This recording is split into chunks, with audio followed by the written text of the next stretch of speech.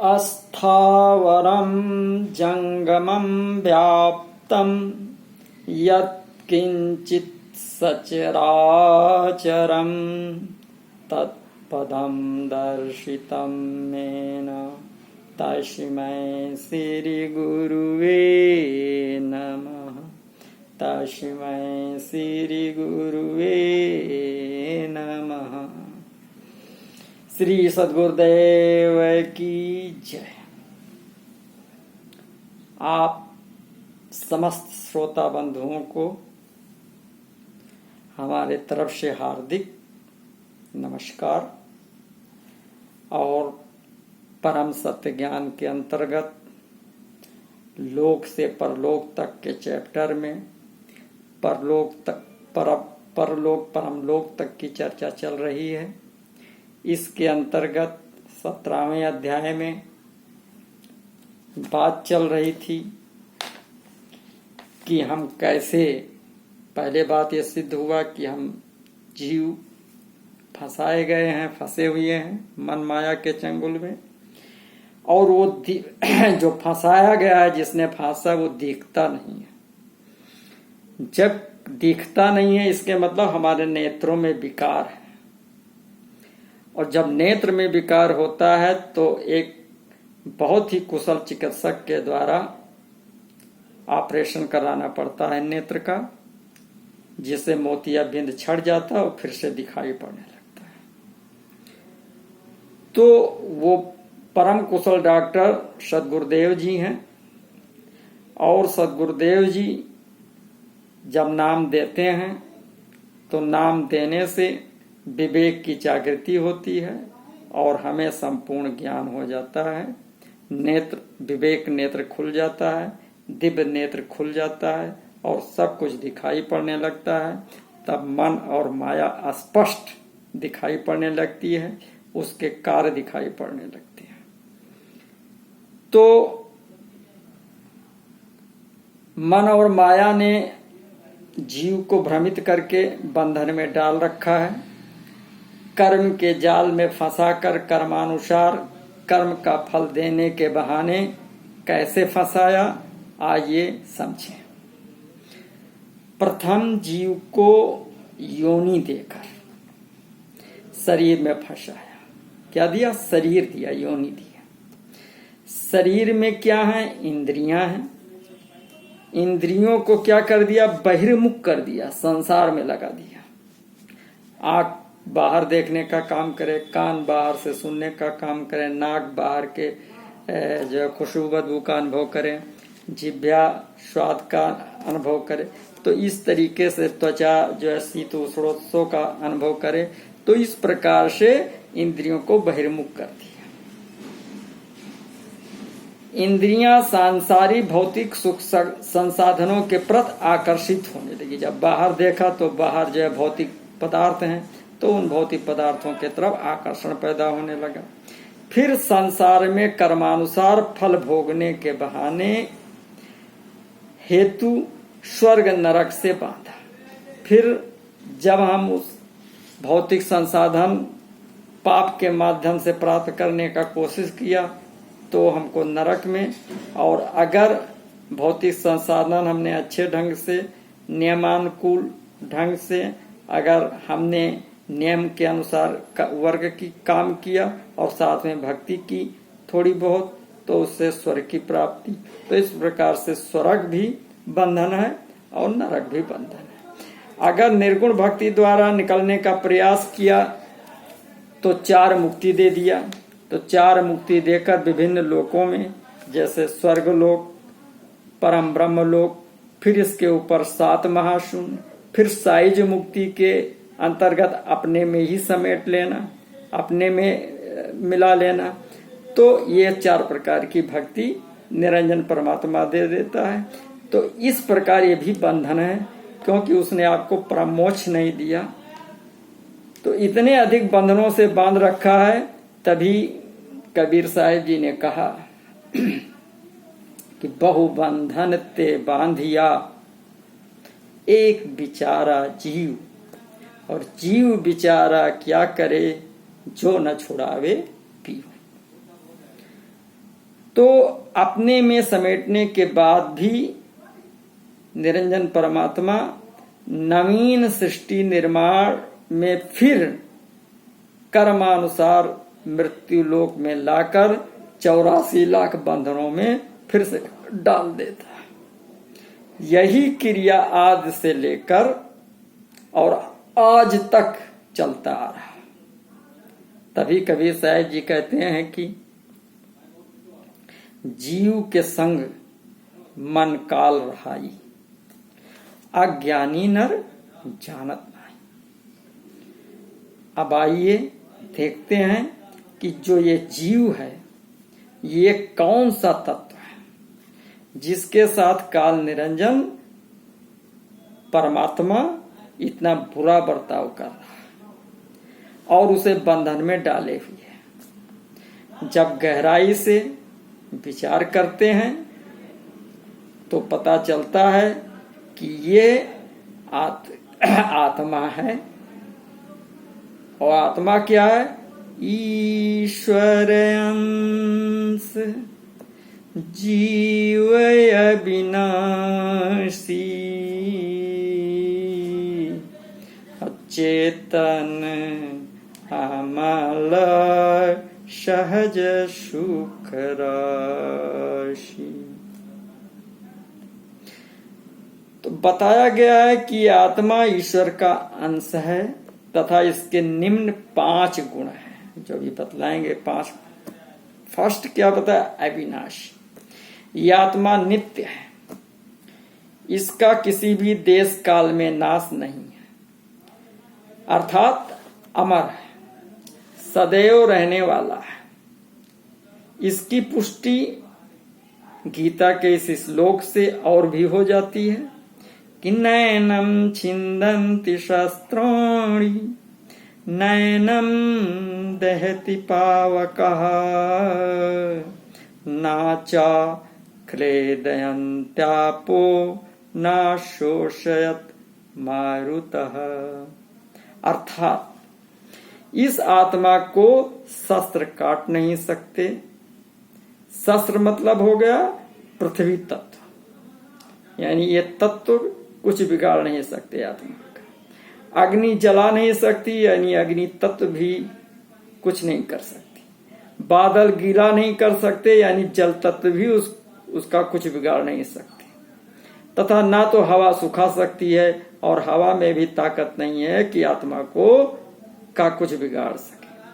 अर्थात प्राकृतिक वातावरण का इस पर कोई भी प्रभाव नहीं पड़ता, 5 तत्वों का इस पर कोई भी प्रभाव नहीं पड़ता। यानी ये जीव अजर अमर अविनाशी है। ना तो इसमें कुछ जोड़ा जा सकता है तथा ना तो इसमें से बढ़ाया जा सकता है, ना घटाया जा सकता है। सबसे बड़ा मूल अभिप्राय यह है कि जो महाकाल है, काल निरंजन तथा उसके बनाए गए तत्व आत्मा का कुछ भी बिगाड़ नहीं सकते। अर्थात ये स्वयं पूर्ण सुरक्षित तत्व है। समझिए आप क्या हैं, कितनी बड़ी चीज है। फिर दूसरा बताया चेतन, अर्थात आत्मा में एक ऐसी ऊर्जा सदैव प्रवाहित रहती है जिससे वो सदैव चैतन्य रहती है, कभी भी शिथिलता को प्राप्त नहीं होती है। किसी भी काल किसी भी समय में उसकी चैतन्यता लुप्त नहीं होती है। इतना चैतन्य है कि इसकी पुष्टि इस प्रकार होती है। गोस्वामी जी ने इसकी पुष्टि करते हुए बताया कि बिनु पद चलाई सुनै बिनु काना और कर बिनु करम करई विधि नाना। आनन रहित सकल रस भोगी और बिनु बानी बकता बड़ जोगी। तन बिनु परश नयन बिनु देखा और ग्रहाई घ्राण बिनु बास असेख। और अस सब भांति अलौकिक करनी, और महिमा जाशु जाई नहीं बरनी। फिर तीसरा क्या बताया गुण? अमल। ये सदैव स्वच्छ सफा रहती है, इसके अंदर कभी भी विकार प्रवेश नहीं ले सकते, ये मल रहित है। चौथा बताया सहज। सहजता इसका सबसे बड़ा गुण है, इससे समस्त कार्य आसानी से हो जाते हैं। वो कभी भी कठिनाई का अनुभव नहीं करता। आत्मज्ञानी व्यक्ति सरल होता है, उसके अंदर किसी प्रकार का द्वंद्व नहीं होता। फिर बताया सुख राशि। आत्मा में ही आनंद परमानंद है, बल्कि सुख का भंडार है। यह सुख प्रदान करने वाला है, स्वयं सुख का स्रोत है। तभी तो आत्मा अर्थात ध्यान जहां जहां लगती है तो वहां आनंद आता है। आत्मा को संतों की भाषा में सूरत निरत से भी परिभाषित किया गया है। जहां जहां सूरत लग जाती है वहां आनंद ही आनंद का अनुभव होता है। जब सूरत लगती है तभी हम उस चीज को समझ पाते हैं, विवेक तभी खुलता है। अब यहाँ विचारणीय बात यह है कि जैसे सुख की खानी अजर अमर अविनाशी आत्मा इस दुख की खानी विनाशी संसार में क्या कर रही है, जब इस पर गहराई से मंथन करते हैं तो पता चलता है कि ऐसी निराली आत्मा बंधन में आ गई है। किसके बंधन में है? मन और माया के बंधन में है। अब विचार कीजिए कि जो स्वयं अविनाशी तत्व है वो इस विनाशी मृत्यु लोक में पड़ी है, जिसमें कि सदैव मृत्यु की घटना घटित होती रहती है। स्वयं यह देश यह लोक विनाशशील है, स्थिर नहीं है। तो जब ये आत्मा अविनाशी है तो इसका देश या लोक भी अविनाशी होना चाहिए कि नहीं? आप बताएं, विचार कीजिए। तो आइए विचार करते हैं कि जिस जिस लोक की प्राणी समुदाय जानकारी रखता है वो क्या अविनाशी है। आइए क्रमबद्ध ढंग से विचार करें, क्योंकि हम लोक परलोक की चर्चा कर रहे हैं। तो फर्स्ट आइए देखते हैं मृत्यु लोक। जथा नामो वथा गुणो, यहाँ पर कुछ भी नित्य नहीं है। पहले आत्मा जिस तन को धारण किए हुए है यह तन ही अनित्य है। ये आत्मा 84 लाख शरीर धारण करती है रहती है। कहा है कि जैसे हम जो वस्त्र पहनते हैं अगर वो पुरानी हो जाती है या फट जाती है तो उसे त्याग कर नया वस्त्र पहन लेते हैं, उसी प्रकार यह आत्मा पुराने शरीर को त्याग कर नया शरीर ग्रहण करती रहती है। गीता में श्री कृष्ण जी ने बहुत ही स्पष्ट रूप से बताया, वाशांसि जीर्णानि यथा विहाय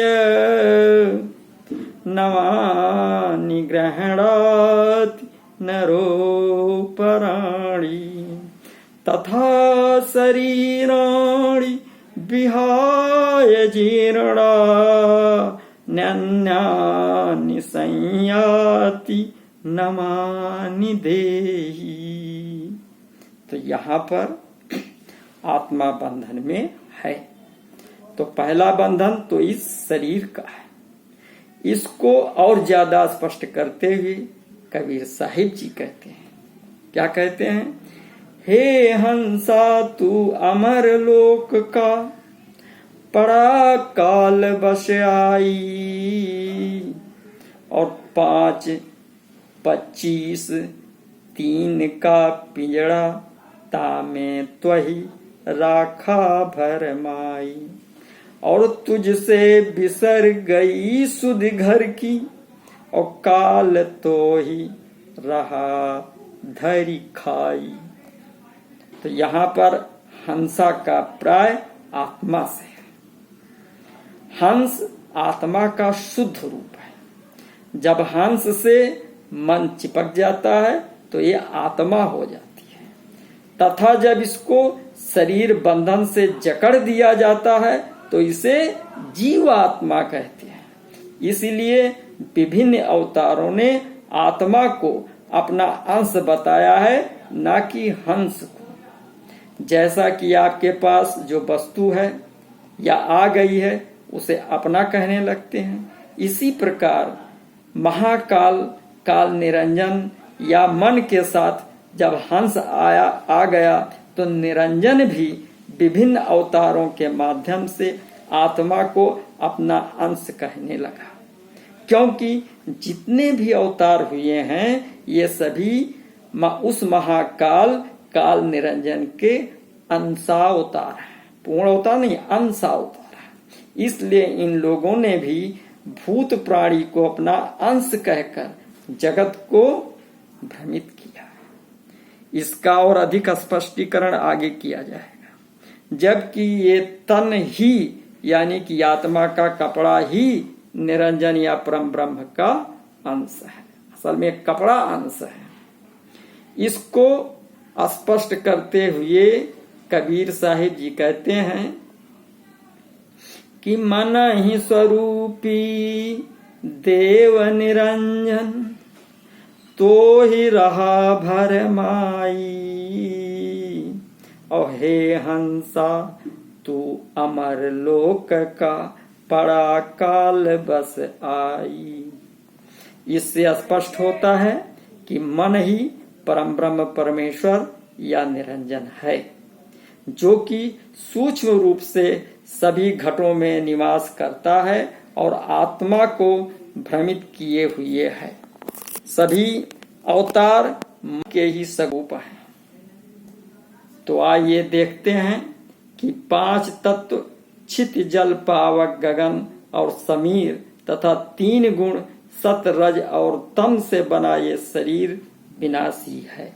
अतः शरीर आत्मा नहीं है तथा ना तो इसका स्थायी निवास ही है।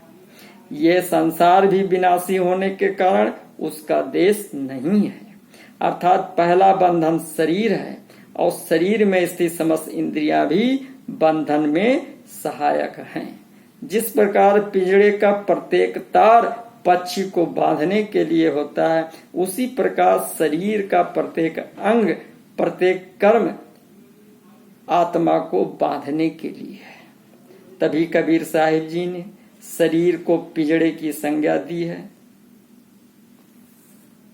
अतः पिंजड़े में जितने भी तार लगे हैं वे सब बंधन के कारक हैं। अब देखते हैं कि शरीर की इंद्रियां भौतिक सुख अर्थात विषयों की चाह करने के कारण संसार में फंसी हुई है। सेकंड सिस्टम, संसार का प्रत्येक पदार्थ विनाशी है।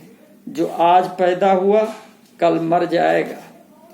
प्रत्येक पदार्थ